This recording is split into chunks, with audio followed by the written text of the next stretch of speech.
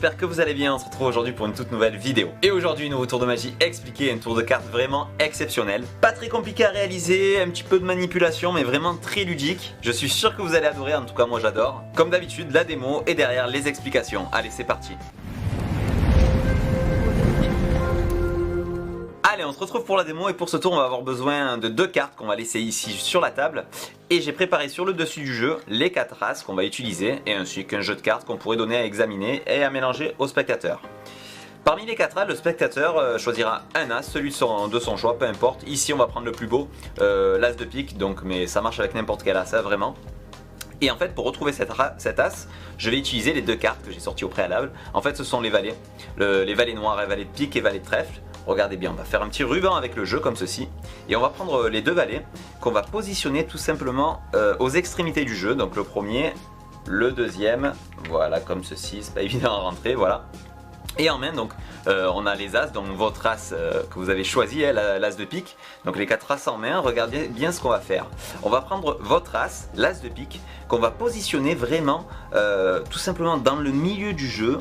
Donc voilà, hein, et le but étant, si j'y arrive bien entendu, le but étant, c'est que les valets retrouvent votre as. Alors regardez bien, on va égaliser tout doucement, comme ceci, et regardez bien, je vais faire une petite manipulation, alors je vais égaliser le tout comme ceci, et que vous le croyez ou non, maintenant, les as, enfin plutôt les valets, se sont rapprochés de l'as, pour le prendre en sandwich. Alors réellement, hein, oui réellement, mais ça s'est passé juste ici en fait. Oui, les deux valets noirs se sont rapprochés pour prendre en sandwich une carte, l'as de pique, la carte de votre choix.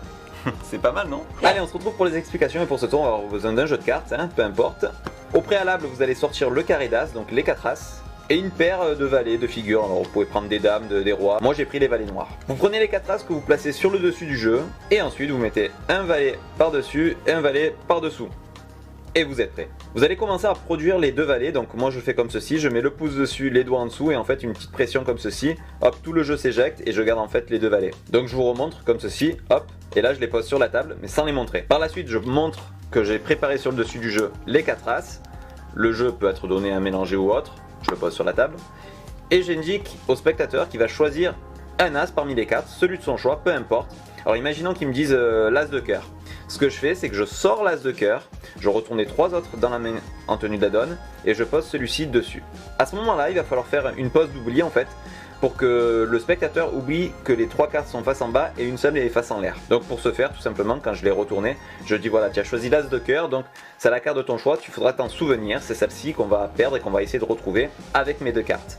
Là, je récupère l'ensemble en position d'adon et avec la main droite, je prends les deux cartes ici, que je vais flasher pour la première fois en disant ce sont les valets. Et je les retourne comme ceci. Et dans ce mouvement là, je vais venir comme ceci, les positionner en dessous, et je retourne tout l'ensemble comme ceci en position de la donne. Je peux montrer du coup maintenant les deux valets, noirs clairement. Là, je pose comme ceci, avec la main je viens faire chercher le jeu, et je vais faire un ruban sur la table comme ceci. Et de cette manière, je vais expliquer que je vais positionner les valets dans le jeu. Pour ce faire, regardez bien ce qui va se passer en fait.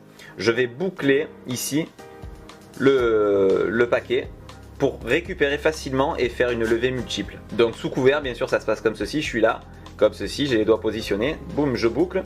Et en fait, je vais récupérer tout l'ensemble ici, sauf la dernière, que je vais retourner, ce qui va me permettre en réalité de faire un change, de me retrouver avec les as dessus que je positionnerai dans le jeu. On revoit ça, on est comme ceci, je boucle l'ensemble, je retourne l'ensemble entièrement, comme ceci, c'est vraiment un change très visuel.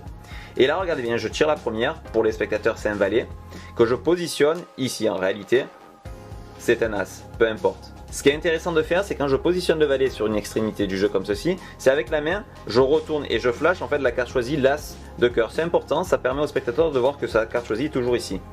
Et je fais la même chose ici, et en plus ça m'aide pour positionner en fait les cartes sur les extrémités. De cette manière, on a donné l'impression de mettre les valets sur les extrémités du jeu. Je peux retourner l'ensemble et indiquer voilà, que dans les mains j'ai l'as, l'as du spectateur et les autres. Je boucle à nouveau, je dégage, comme ceci, je la passe par-dessus et je retourne comme ceci l'ensemble. À ce moment-là, je réalise un comptage MCD.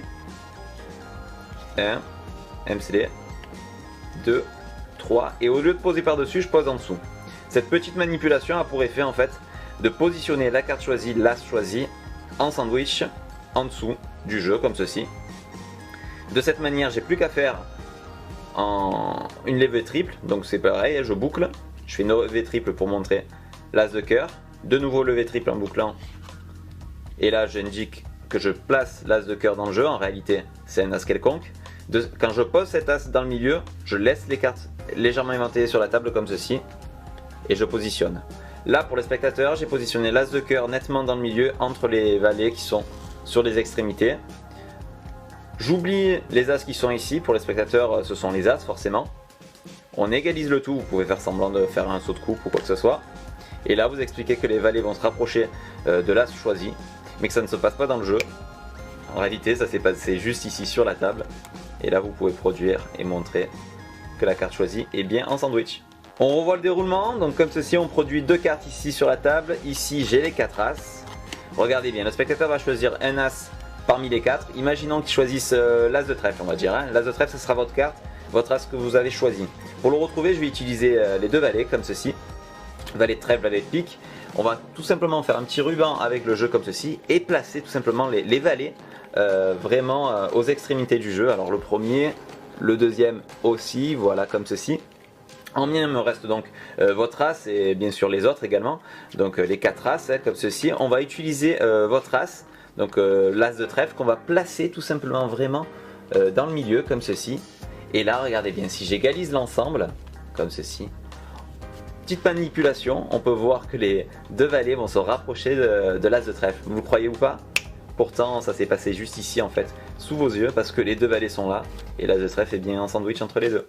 Donc voilà, vous l'avez compris, c'est pas un tour très compliqué à réaliser, mais l'effet est vraiment sympa. Au niveau technique, on a juste le comptage Hemsley à savoir faire et faire une boucle pour faire des levées multiples. Donc rien de fou en fait, juste un petit peu d'entraînement dans la présentation et de travailler sa fluidité. Donc voilà, n'hésitez pas à me dire ce que vous en pensez dans les commentaires. Me lâcher le gros pouce bleu qui fait toujours plaisir et qui me motive à vous proposer des vidéos chaque semaine. En tout cas, je vous souhaite de bonnes fêtes de fin d'année, un joyeux Noël. J'espère qu'il sera rempli de magie. En tout cas, moi je vous prépare plein de surprises pour l'année 2020. Donc n'oubliez pas de vous abonner si ce n'est pas encore fait et de cocher la petite cloche pour être notifié de mes nouvelles vidéos. N'oubliez pas que vous pouvez me retrouver sur l'école de magie, tutomagie.fr, c'est 100% gratuit pour apprendre justement les techniques diverses en cartes ou en pièces. Les réseaux sociaux avec Facebook et Instagram. Et sur ce, moi je vous dis à la semaine prochaine pour une prochaine vidéo. Ciao tout le monde.